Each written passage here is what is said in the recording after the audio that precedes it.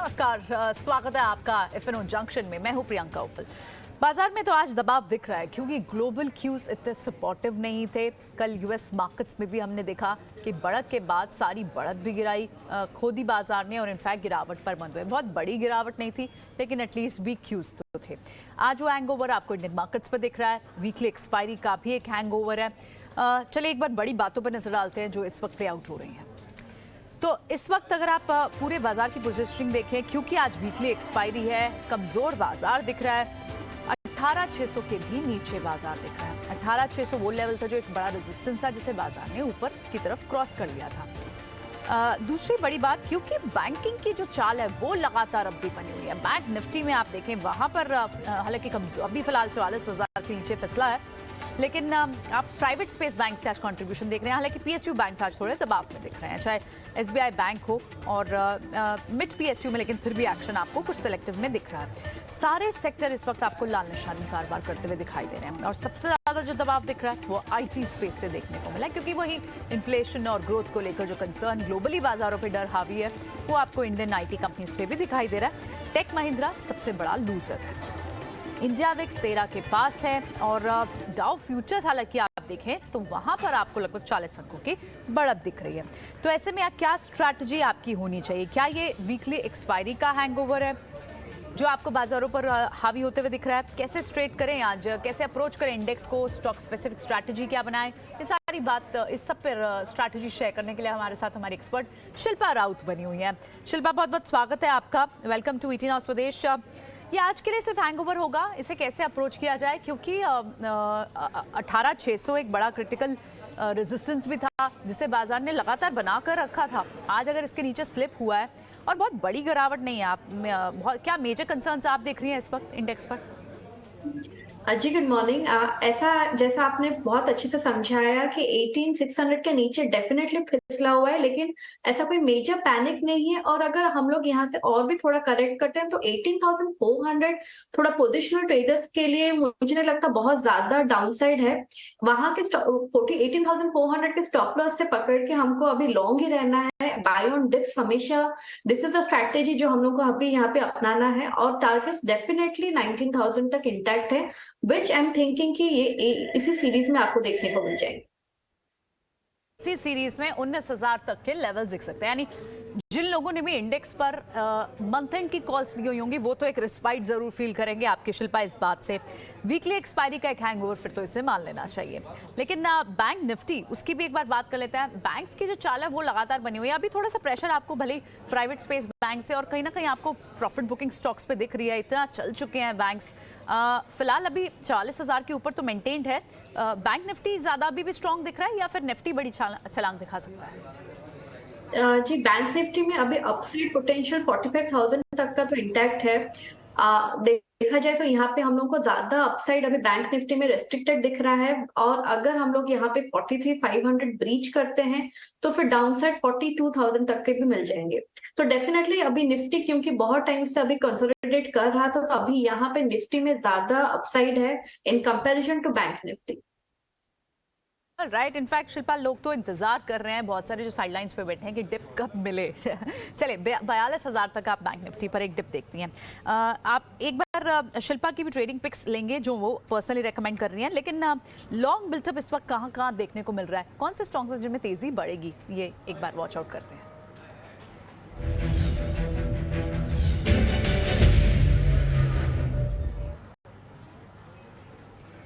चले तो long built up यानी कहाँ तेजी बढ़ सकती है? महानगर गैस, फेडरल बैंक और एसबीआई लाइफ।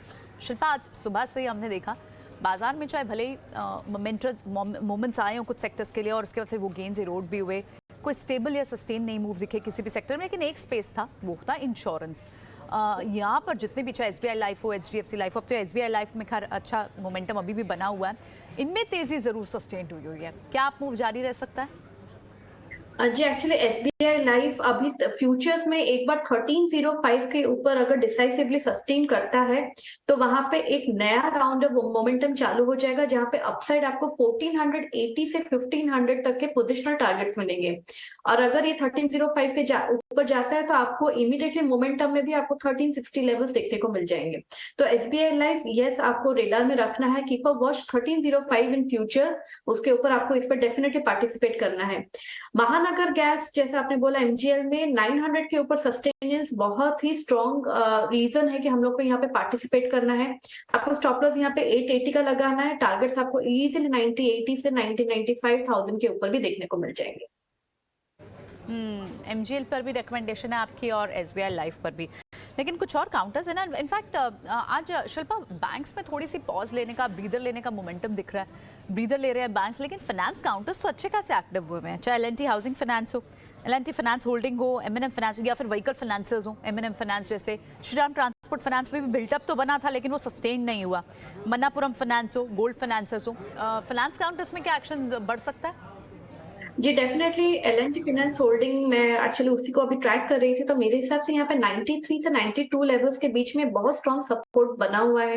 यहाँ पे टारगेट्स 100 है पहला टारगेट, उसके ऊपर आपको इजीली 105 108 देखने को मिलेंगे, लेकिन बाय ऑन डिप्स, क्योंकि फ्यूचर्स में ह्यूज लॉट साइज है तो आपको बाय ऑन डिप्स पे इस पे पार्टिसिपेट करना है। अपार्ट फ्रॉम दैट जैसे आपने बोला गोल्ड फाइनेंस कंपनीज, मुझे मन्नापुरम बहुत स्ट्रॉन्ग लग रहा है।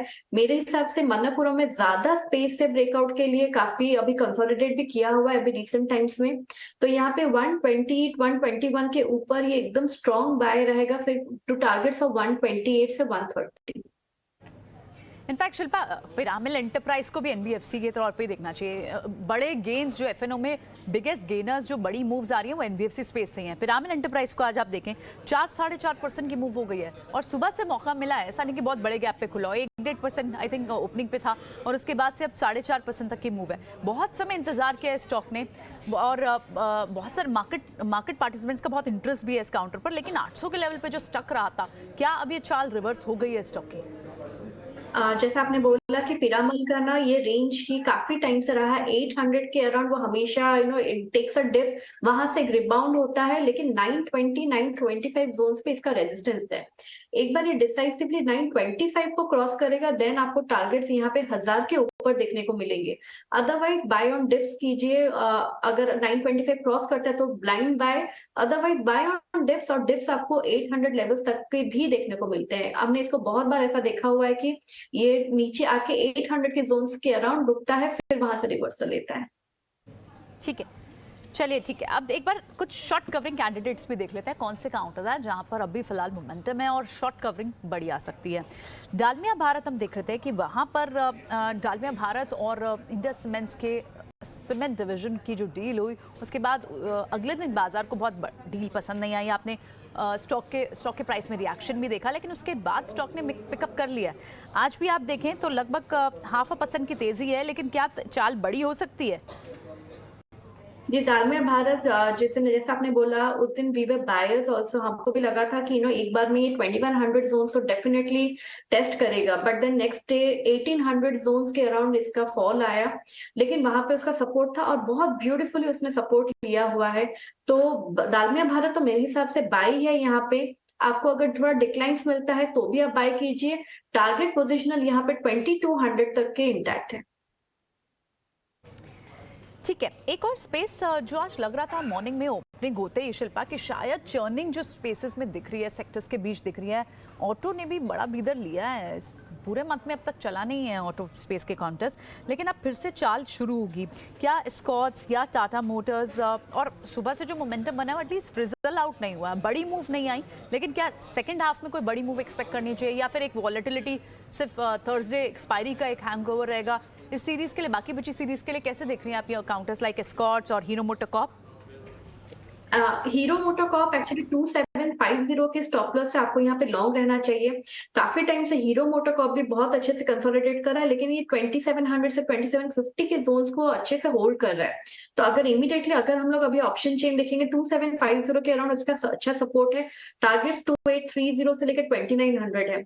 लेकिन अगर किसी को यहाँ पे ऑटो स्पेस में पिक करना है तो मेरे हिसाब से टाटा मोटर्स में सबसे ज्यादा स्ट्रेंथ है, बिकॉज टाटा मोटर्स अभी 418 420 की सपोर्ट जोन्स पे ही है और वहां पे ट्रेड भी कर रहा है, इट्स नॉट ब्रेकिंग। तो यहाँ पे आपको रिस्क रिवॉर्ड बहुत फेवरेबल मिलेगा। आपको रिस्क के लिए आपको हार्डली 3-4 रुपीज का स्टॉप लॉस लगाना है और आपको टारगेट्स यहाँ पे इजीली 435 440 प्लस जोन्स में मिल जाएंगे। ओके, तो हीरो मोटोकॉर्प में तो आप कह रहे हैं कि 2750 के स्टॉप लॉस के साथ बाय का ट्रेड रखें। टाटा मोटर्स पर भी कोई स्टॉप लॉस देख रही हैं आप, या फिर आप पोजिशनल बेट देख रही हैं? ये टाटा मोटर्स पे आपको स्टॉप लॉस यहाँ पे 416 का लगाना है, टारगेट्स आपको 440 प्लस ही मिलेंगे। ठीक है, ऑलराइट। कुछ और काउंटर्स भी देख लेते हैं जहां पर आज शॉर्ट बिल्टअप भी हुआ है। एबी कैपिटल अभी कोई बहुत बड़ा शॉर्ट नहीं मोमेंटम बना, इसमें बहुत ज़्यादा नहीं गिरा हुआ काउंटर, लेकिन एबी कैपिटल एक बार के लिए 160 162 के ऊपर जाने के बाद थोड़ा सा रुक गया है। क्या अभी मोमेंटम दिख रहा है या फिर थोड़ा सा मिसिंग है अभी एक्शन इसमें? जी, एक्चुअली एक्शन इसमें थोड़ा सा पॉज है, एक ब्रीदर है, because AB capital if I am not wrong पिछले 15 दिन में वो 130 जोन से एक वन साइड रैली इसने लिया है टिल 160। तो प्रॉफिट बुकिंग इज नॉर्मल। यहाँ पे आपको 152 जोन्स पे भी देखने को मिलेंगे, हो सकता है। तो आपको अगर बाय करना है तो आप बाय कीजिए, but on franchise till 152 zones आपको स्टॉप लॉस 150 का लगाना है। टारगेट्स एक बार फिर से 162 163, उसके ऊपर आपको मिल जाएगा 175। ठीक है।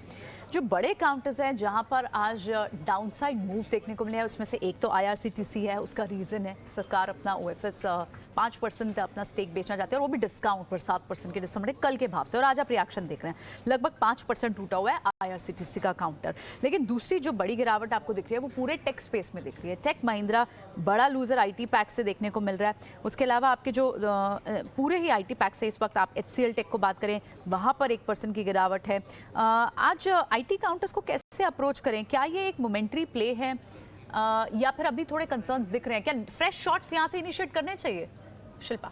मेरे हिसाब से यहाँ पे फ्रेश शॉट्स नहीं बनता है। इनफैक्ट मैं थोड़ा यहाँ पे कॉन्ट्रा जाऊंगी। आज मेरा आपके लिए मेरा पिक एलटीटीएस पे भी है। मेरे हिसाब से मिड कैप आईटीज में तो स्ट्रेंथ है, यहाँ पे थोड़ा फिजल आउट हो सकता है। Some sort of profit booking थोड़ा बहुत आ सकता है, बट नथिंग कि आपको यहाँ पे शॉर्ट जाना है। इनफैक्ट कॉन्ट्रेरियन व्यू है मेरा। I guess one has to go long in LTTS. यहाँ पे स्टॉप लॉस 4000 के जोन पे बहुत अच्छा सपोर्ट है, तो आपको 3980 के अराउंड स्टॉप लॉस लगाना है। आपको टारगेट्स इजिली 4200 के ऊपर देखने को मिलेगी।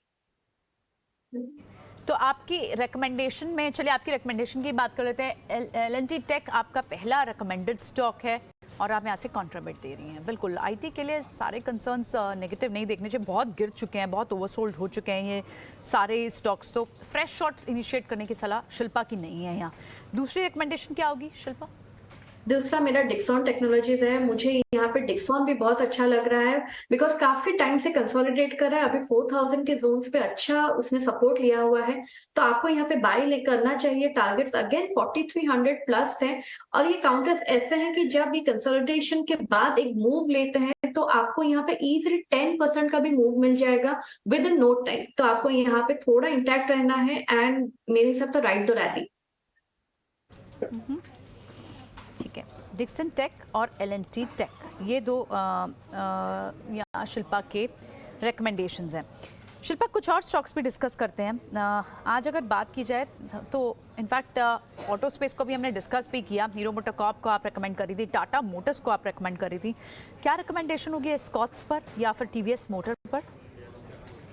जी, एस्कॉर्ट्स में एक्चुअली अभी 2260 के अराउंड आपको रेजिस्टेंस मिलेगा। अगर आपको अभी भी बाय करना आप कर सकते हैं, लेकिन आपका स्टॉप लॉस थोड़ा नीचे आएगा, बिकॉज एस्कॉर्ट्स 2140 2130 के भी जोन्स पे एक सपोर्ट है उसका। तो यहाँ पे देखा जाए तो नो ट्रेड जोन है, because it is mid way. मेरे हिसाब से आइदर आपको वेट करना पड़ेगा, थोड़ा डिप मिले तो आप बाय कीजिए फॉर टारगेट्स ऑफ 2260। उसके ऊपर आपको 2320 2340 टारगेट्स भी देखने को मिल जाएंगे। ओके, ठीक है। नौकरी के एक स्टॉक को देखते हैं। कल 2 दिन से हमने देखा यहाँ पर काफ़ी अच्छी मूव्स थी, लेकिन क्या यहाँ पर जो प्रॉफिट में हैं जो लोग, क्या उसे बुक कर लें? हालांकि सिर्फ 2% ही नीचे हैं। अगर आप पिछले 2-3 दिन के गेंस देखें तो लगभग 6-7% का गेंस तो रहा होगा। नौकरी को कैसे अप्रोच करें? कि जैसे मैंने आपको बोला कि मिड कैप आईटीज में एक्चुअली स्ट्रेंथ बहुत है। यहाँ पे थोड़ा मोमेंटरी प्ले आउट है कि थोड़ा प्रॉफिट बुकिंग है, बट नौकरी परसिस्टेंट, अगर मैं इनका भी आपको सेटअप समझाऊं तो यहाँ पे आपको रिस्क रिवॉर्ड बहुत फेवरेबल है। आपको अपसाइड यहाँ से 10% का मूव है और आपको रिस्क हार्डली इट इज 2%। तो नौकरी में भी आपको सपोर्ट 4000 जोन्स पे ही है। टारगेट आपको 4400 प्लस के देखने को मिलेंगे। लेकिन आपको if you have not entered the trade, आप फ्रेश बाइंग अपॉर्चुनिटीज ढूंढ रहे हैं तो थोड़ा डिप मिले तो बाय कीजिए। अगर आप ऑलरेडी बने हुए हैं तो स्टे इंटैक्ट, बिकॉज ये मोमेंटरी प्ले आउट है। एक बार ये मे बी आज 1-2 दिन का आपको थोड़ा रहेगा pain, then it will fizzle out, फिर आपको ये 10% मूव बहुत जल्दी देखने को मिल जाएंगे। शिल्पा, हनीवेल ऑटोमेशन एक ब्रोकरेज की रिपोर्ट आई थी यहाँ, और उसके बाद हमने जोरदार तेजी है, लगभग 8-10% का मूव मिल चुका है। हनीवेल ऑटोमेशन में इस बार एफएनओ में पोजीशन क्या है? क्या ट्रेड्स वाइंड हो रहे हैं? क्या यहाँ से लॉन्ग, या फिर ये खरीदारी के मौकों को डिप्स की तरह यूज करके, डिप्स को खरीदारी का मौका समझ के यहाँ पर बाइंग करनी चाहिए? जी, हनीवेल में अगर आप लोग देखेंगे तो just a second, let me, yes, Honeywell में एक्चुअली इस ऑप्शन चेन में अगर आप देखेंगे तो सपोर्ट आपको 41,500 के जोन्स पे अच्छा मिल रहा है। आपको फिर लेकिन वहां पे रेजिस्टेंस अराउंड 44,000 के है, तो अगर आपको यहाँ पे बाय करना है तो आप कर सकते हैं। यहाँ पे भी आपको रिस्क रिवॉर्ड फेवरेबल है। लेकिन अगर फ्रेश बाइंग ढूंढ रहे हैं तो आई विल अगेन सजेस्ट कि थोड़ा आपको डिप मिले तो 41,500 जोन्स के अराउंड आप बाय कीजिए। अदरवाइज अगर पोजीशन ऑलरेडी है तो राइड करा लिया, आपको आराम से 44,000 तक को देखने को मिल जाएगा। ओके, ठीक है, ऑलराइट, ठीक है। ये तो आपका हनीवेल ऑटोमेशन पर एक व्यू रहा। तो ये तो आज दिन की स्पेसिफिक स्ट्रैटेजी है, या फिर कुछ हद तक पोजिशनल बेट्स हैं। लेकिन